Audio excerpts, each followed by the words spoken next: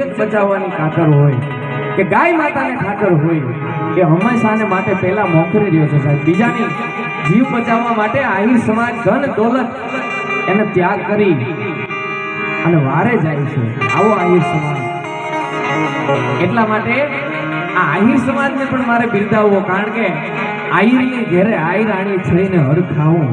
અમારી માતાઓ માવડી બેઠી છે ને એ સાહેબ જુનાગઢની ગાદીએ રા નવઘણને બેહાડ્યો ને ત્યારે ઉગાના બલિદાન દીધા એ આહિરાણીને થકી ભાઈ. આહિરાણીએ લખ્યું હતું કે હે આયર રા રાખીને વાત કરજે. એ રા રાખીને વાત કરજે એમાં એ સમજનારી આ દેશની આહિરાણી હતી. બાકી ત્યાં કઈક બીજું થઈને બેઠું હોત મારા બાપ. અને એ આહિરાણી તો વાતો મારે શું કરવી. કદાચ આ ચોકની અંદર પરબત બાબા અખિલ બ્રહ્માંડના નાથ કાળિયા ઠાકરને આપણે અહીંયા બોલાવવું હોય ને તો આપણા કરતા મને હવે એવું લાગે કે આ આયરાણી કદાચ બે તાલી પાડે તો મારો બાપ આવે આવે ને આવે.